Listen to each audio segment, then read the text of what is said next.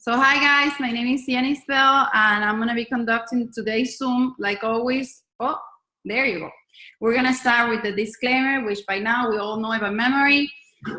So this group was created by and for students pursuing the bcba or the bcaba certification, and please remember that none of the members are currently bcbas or bcabas. The discussions, give me a second. The discussions, collaboration, questions, and suggestions during this meeting are meant to help all members have a better understanding of the of the BACB 4th edition task list and concepts. And just remember that we have to double check everything that we're studying here, just to make sure that everything goes with what the books say, because we are humans and we might make mistakes. It must be known that all students in the field of applied behavior analysis, we must act in a professional and ethical manner at all times. And also the ethical considerations: don't share any particular specific test questions that you have seen or from any other resources that you have paid to get mock test questions. Also, don't give any specific information about your clients, and if we share any information, we have to give credit to those people who created it, please. And with that done, we can start the mock. The Zoom. Okay, so we're gonna dedicate most of the time for motivating operation, which is MO. Since we've been talking about it the whole week, does anybody, can anybody tell me the two MOs that we already learned about? Establishing is one. Establishing operation and abolishing operation. Okay, awesome. So establishing operation, which is the EO, and the abolishing operation, which is the AO. And do you guys remember the two other things that go underneath the establishing operation? Behavior altering effects and value altering effects. Awesome. Do any of those have AKAs?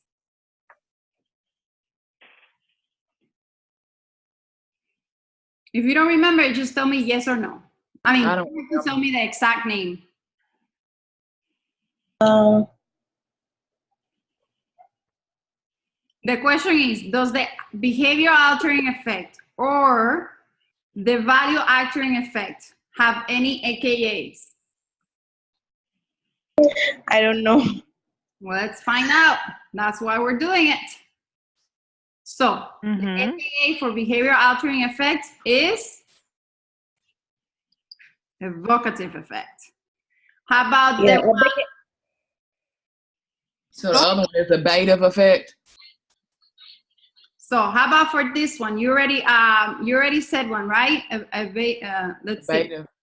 So that one also have the value altering, right? And the behavior altering. I'm just trying to quiz our knowledge. Let me see if I can continue. There you go. Value altering, behavior altering, which is the abative. How do you pronounce that one? Abative? That's what I think, abative.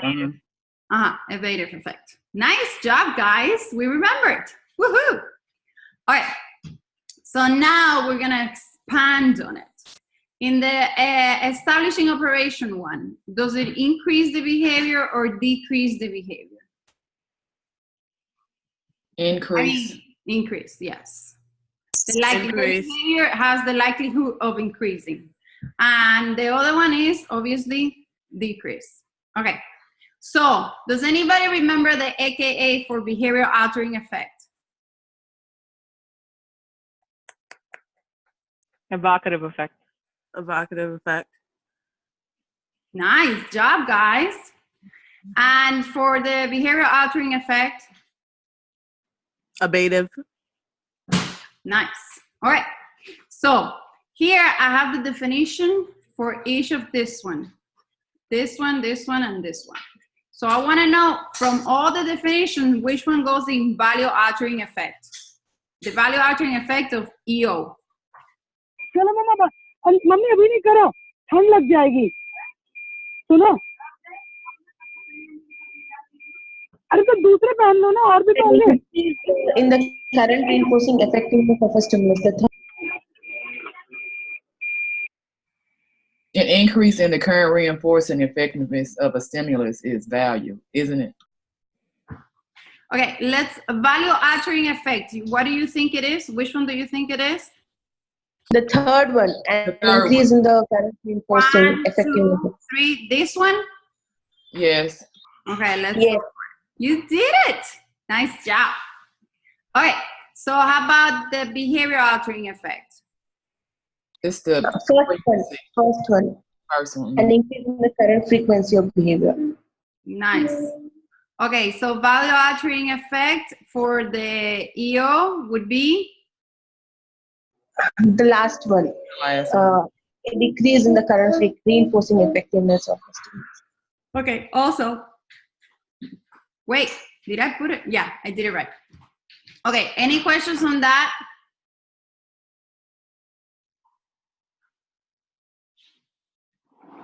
After we did that quiz last night, the Cooper quiz, today I read the, you know, those PowerPoints they have online, the Cooper PowerPoints where you could take notes. So I went back and read this chapter where, you know, reviewed the PowerPoint. So that helped a lot. Oh, I'm glad. I'm glad. So that way you're getting more fluency like Damie was saying. Okay, so the next one is a tip for the exam that I discovered, which is when the question is referring to the stimulus, for example, how the stimulus is increasing or decreasing, then the answer is referring to value altering effect.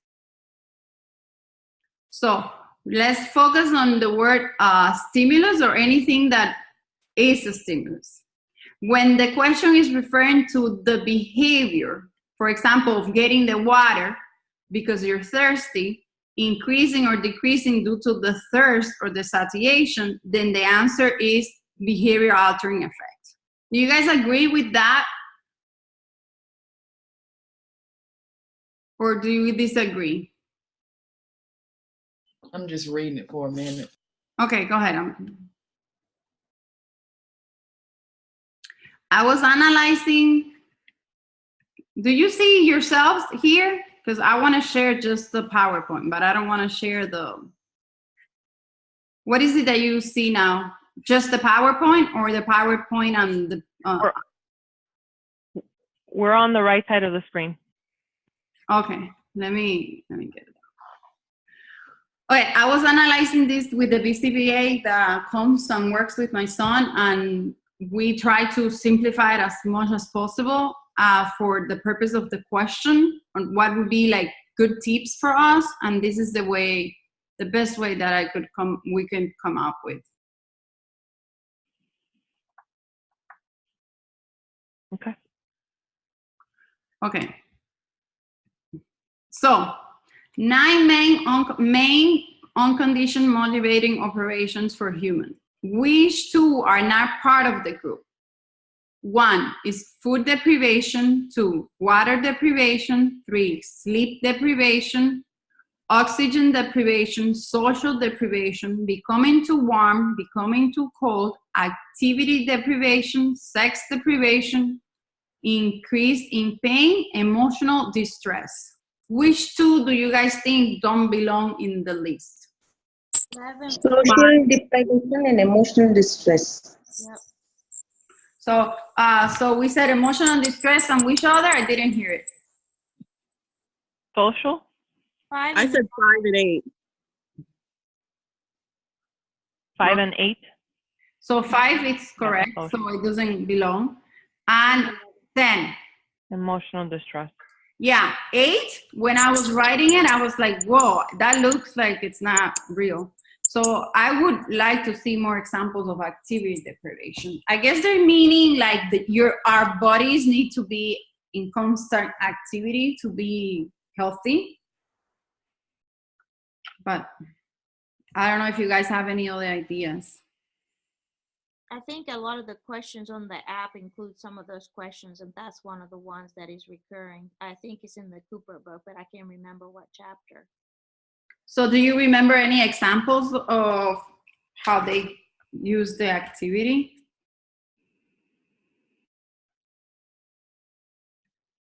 Oh, oops. Let me see. Let me look for it. But he talks about, you know, what sort of things are the ones that are natural to, you know, humans. That's why they're unconditioned. I saw the list, and I remember it very. It's going to be helpful for us to know it. Okay. I have to look for it.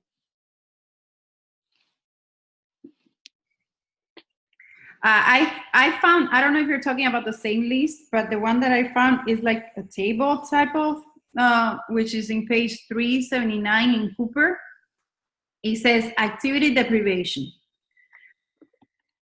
Reinforcer establishing effect increases effectiveness of activity as a reinforcer. But it doesn't explain like why the activity deprivation would be a problem.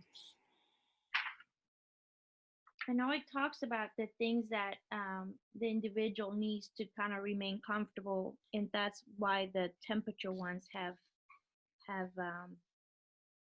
is like an innate thing. What page did you say?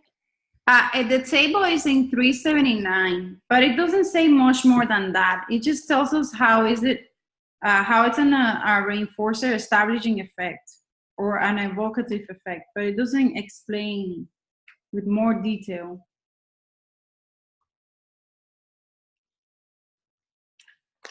Well,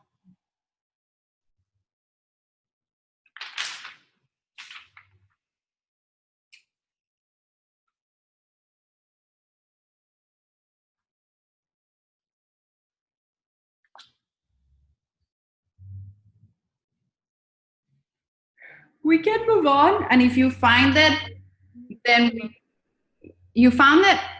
No, I would look for it. Okay. Okay, so this one is the, wait, give me a second. This one is the 3 subtypes of the MOs. And I already gave the answer for the first one.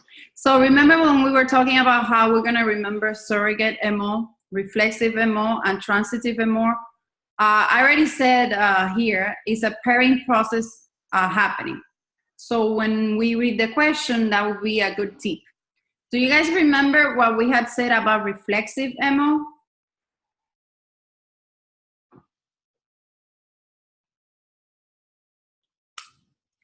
How, in the question, in the test, how do we know it's a reflexive MO? What are like the tip questions? Huh? If you are avoiding a bad situation. Yes. Go ahead, Jennifer. I interrupted you. I'm sorry. Yeah, that's all I had to say. Okay. Okay. So yes, that's right. So it's it's an aversive event. Is an aversive event coming soon? But we also have to remember that is it something improving? Because that's the other part of the reflexive that we keep on forgetting. That I had to go back and rewrite it, because in the definition it says. And for the transitive, do you guys remember what were the key things that we wanted to remember?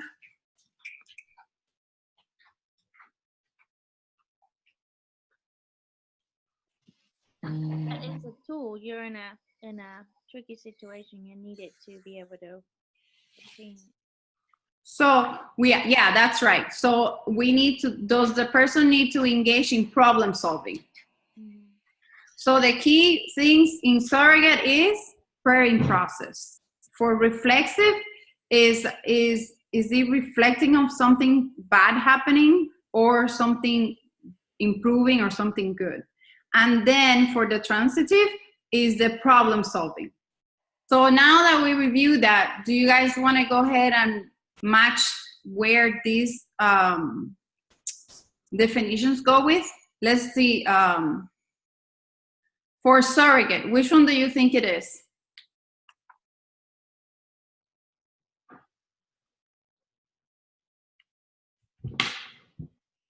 The second one.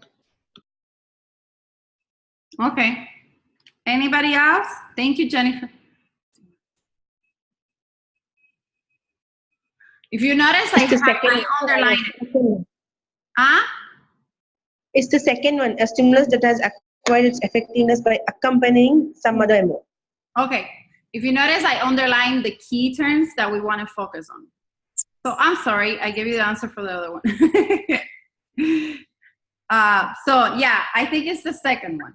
So reflexive is the first one, which is a condition or object that acquires its effectiveness as an MO by presiding a situation that either is worsening or improving. So you see the improving part there that we always forget? Okay. Okay, and the last one is obviously transitive MO, which is an environmental variable that establishes or abolishes the reinforcing effectiveness of another stimulus or thereby evokes or evasive behavior that has been reinforced by that other stimulus. So I guess the key terms here is what do you think the key terms here are? Of another stimulus, I guess, because you, like Nadia said, you need something else. Yeah, I wanted to underline something else. What do you think I should also underline there?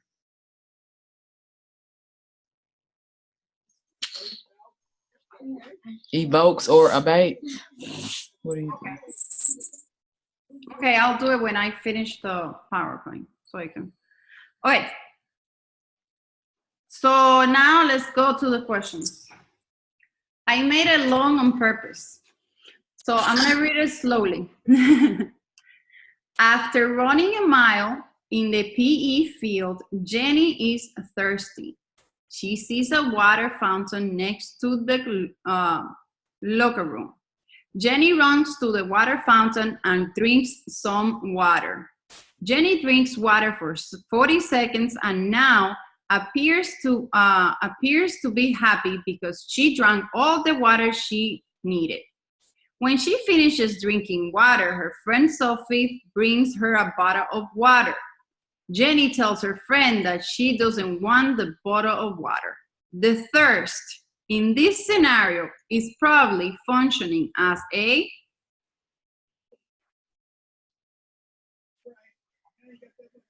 E. Okay, so we have one for E, which is M. E. Okay, wait a second. Is the thirst at the beginning when she was thirsty or now that she's not thirsty anymore? I know, I was thinking the same. Did I say at the end that she was not thirsty?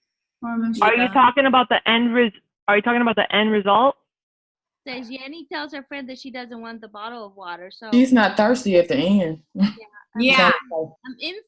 I'm making an inference there that she's not thirsty anymore. So, okay. So yeah. So that's the key. That's a trick. That's a trick. So you gotta look. We gotta look at the question where the question says something about her being thirsty, not the opposite. It's B. It's B or E. I'm not sure which one. E or B. B or E. I think if before drinking water, it's B. After drinking water, it will be. It will be B, I guess. It's establishing operation to drink water. Yeah. So we say it's B or E. Yeah.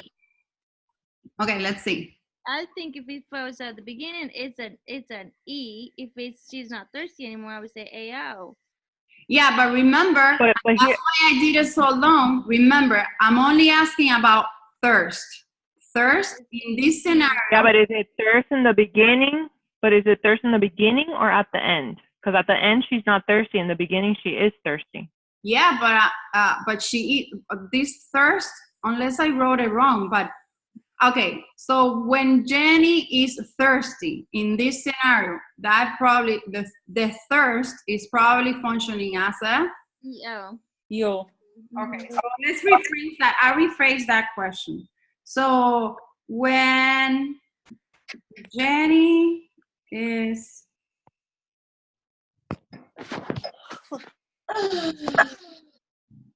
okay, but remember, I review a couple of other tests, and they weren't as a specific. At the end, you say that her friend brings her a bottle of water, and then it says she doesn't want the bottle of water. So that to me is an AO. Yeah. But in the beginning it's an EO. Yeah, but the question is referring to the thirst. Mm-hmm. I get it. She's not referring her not being thirsty. It's referring to the thirst, the actual thirst. When you want SD? Huh? So it's an SD? So B. That's a thirst? So it's B. Let's see. So it's B. So it is thirst. So that's the key thing that we need to look at the specific question. And the other thing that Jennifer said is an MO. It is an MO, but in the questions, I learned from another tutor that when the MO could be the answer, but why is it the MO not the answer, guys? Do you remember? Or does anyone want to guess? That's the better answer? Yes, because the EO is the more specific answer. Okay. I took a bunch of the better answer, right? Yes. I took a bunch of mock tests, and I kept on getting them wrong. And the tutor would say that the thing is that you don't go to the one that is the most general. I still was right, but I didn't get the answer correctly because I needed to go to the one that was more specific, the best one. Okay, that's a good tip. Mm-hmm. Yeah, and that's why it's so important to learn all the umbrellas, because I would know like the main ones, but then I wouldn't know like the like the specific ones. Okay, so let's go to the next one. So to make it easy on everybody's brain, I use the same scenario so we can actually like break it down. Okay? This question was not created by my brain. This question was created by my son's therapist. So after running a mile in the PE field, Jenny is thirsty. She sees a water fountain next to the locker room. Jenny runs to the water fountain and drinks water. What can we describe as the value-altering effect of water in this scenario? A, water is a natural stimulus. B, water becomes more valuable to Jenny after having run a mile than in other conditions throughout Jenny's day. C, water becomes an aversive to Jenny because she has already drunk water from the fountain. Or D, it is always good to drink water. B. B. Yeah, that was easy. She was too nice. Yeah, that was good. Yeah, so water becomes more valuable to Jenny. So here, remember when I was giving you guys the tip about value altering effect? It's referring to, what is the SD that we're referring to here? Oh, no, not the SD, I'm sorry. What is the stimulus that we're referring here? The water fountain. It's actually the water, because the one the value altering effect, the one that increases the value that we want to get is the water. Is it clear? I mean, am I explaining it? Yep. Mm-hmm.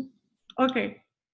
So here is, so you see, they're in the question, they're in the answer, they're not referring to the actual behavior of her getting the water. They're referring more to the stimulus. Okay, So let's read the other one. After running a mile in the PE field, Jenny is thirsty. She sees a water fountain next to the locker room. Jenny runs to the water fountain and gets water. Jenny drinks water for 40 seconds and now is happy because she drank all the water she needed. When she finishes drinking water, her friend Sophie brings her a bottle of water, cold water. Jenny tells her friend that she doesn't want the bottle of water. When Jenny no longer wants to drink water in this scenario, it's probably functioning as a A. A. now you got it fast. Nice job, guys. Okay, so the tip here is that she drank all the water she needed, right? And at the bottom, we know that it no longer wants to drink water, so it obviously has to be A. Okay, do you want me to read the scenario again or? Yes, no, maybe? I'm good. Okay, so if you don't, okay, so the question is the same scenario. In this scenario, the increase of frequency of Jenny's behavior of getting the water could be influenced by, this one's tricky. Behavior also. B. So how do you know it's, which one did you say? I'm sorry? I say D. D. Behavior. Okay, how do you guys know it's D? Frequency. It's saying frequency of the Jenny's behavior. So it is not saying current It's frequency, an but increase.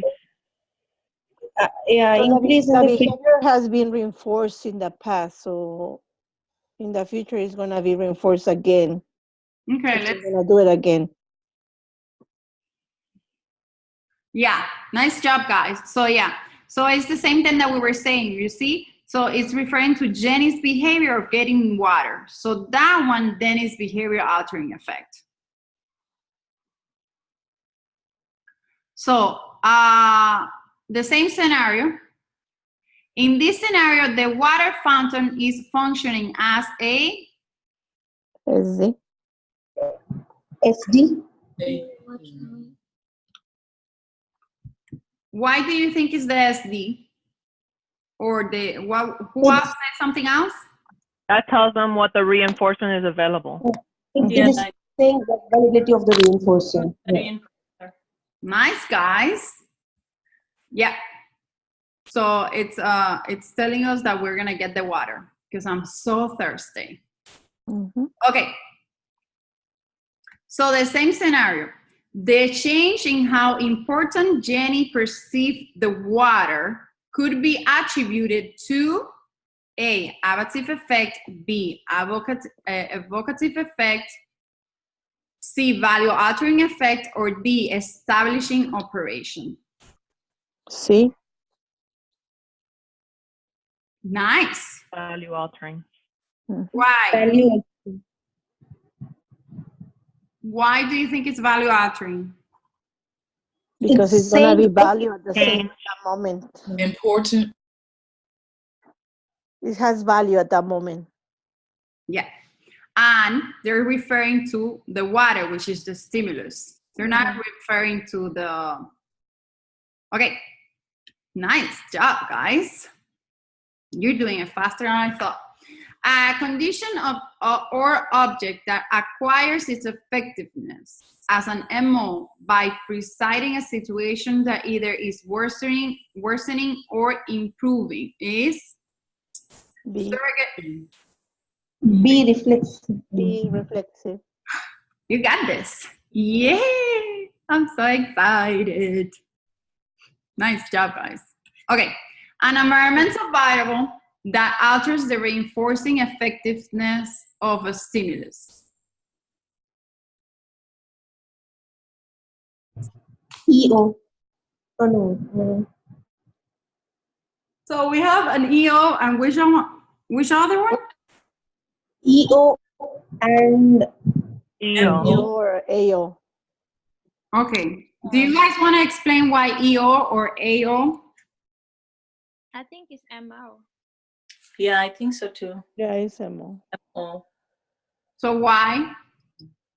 I think it's MO because it doesn't say if Because they both fall under an MO, EO and AO. Right. It doesn't tell specifically if it's increasing it or decreasing it. Yes, that's the key thing. So yes, that's the correct answer. So when in the question they're not saying increasing or decreasing, then it's an MO. You see here, the other ones were more specific. Hmm? Yeah, they both fall under MO. So if you had to choose one answer, then you would choose MO. Yeah. Also, so I think this is the last one actually. Lola loves to go to the beach. She used to go every Saturday, but she is starting to. But now she's starting to get her BCBA certification and she can't go as often. Today she sees in Facebook pictures of her friend enjoying the beach. This makes her decide to go study at the beach. In this scenario, the picture of her friend at the beach serves as a D. Yeah, D. Mm-hmm. D. That was fast. We're good. Surrogate. Huh? Isn't it surrogate? CMOS. Yeah. Yeah. There you go. Yeah. That was good. I'm done, guys. Wow. You flew through that. Those were good. Mm-hmm. I like the beginning. I really liked it. I needed that review. Me too. Like the chart. Yeah, that was great. Uh-huh. You guys have anything else you want to discuss? If not, I am officially done. I felt thirsty all of a sudden. Me too. But you know what? I wanted to use the same scenario because once I think I get it, and if people change the scenario, then I sort of lose it. So it's good to see all the perspectives from the same scenario. And the modules are like that too. It has the same scenario with like 10 different questions, you know, variations of it. So that's good. Okay. So you want to talk about anything specific? Anything else? Or I just wanted to read you the part I found on unconditioned motivating operations. Where did you get it? I just went to the back actually of the chapter that you mentioned. Is chapter 16. And it's on page 390. It says on number 10, the main EUMOs for humans are those related to the deprivation and satiation with respect to food, water, oxygen, activity, and sleep, and those related to sexual reinforcement, comfortable temperature conditions, and painful stimulation. For each variable, there are two MOs, one with an establishing operation and one with an abolishing operation. Also, each variable has an evocative effect and an abative effect. Thus, food deprivation is an EO and has evocative effects on relevant behavior, and food ingestion is an AO and has an abative effect on relevant behavior. So that's what I got. Okay.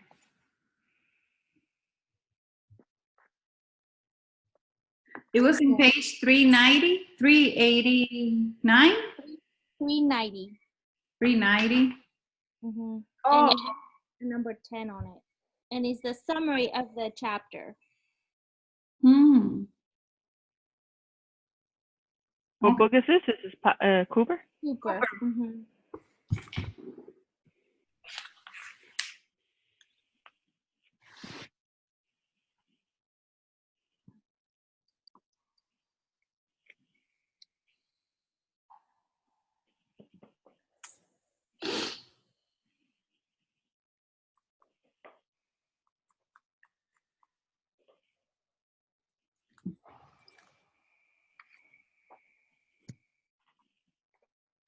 Okay.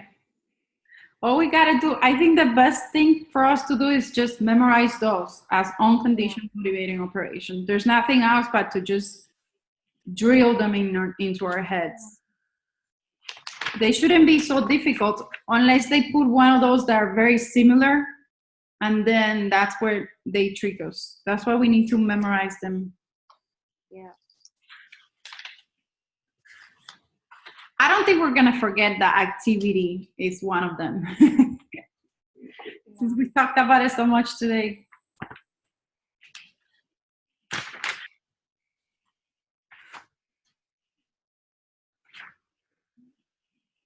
Do any of you guys have a good example for transitive MO or reflexive MO? Any of those three? We can come up with a couple of examples besides the ones that are in the book.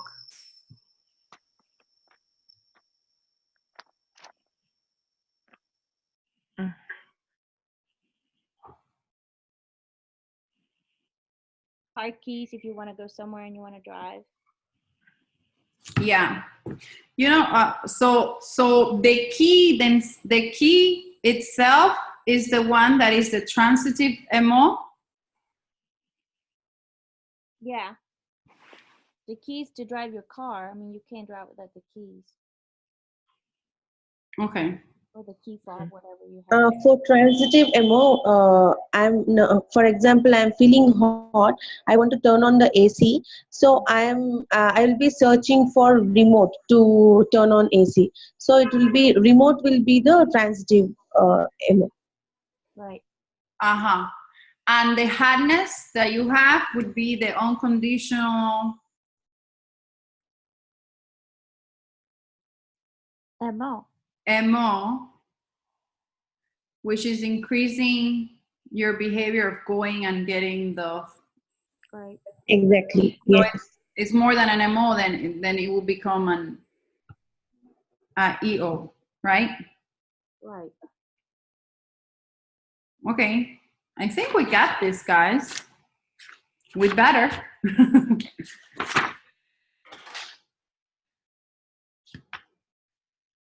Yeah, this was pretty good. I like your examples.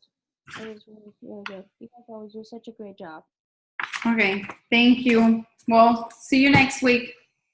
Okay, go have some Thank ice you cream. so much, Jenny. Thank Thank you. you. Thank you so. Take care, guys.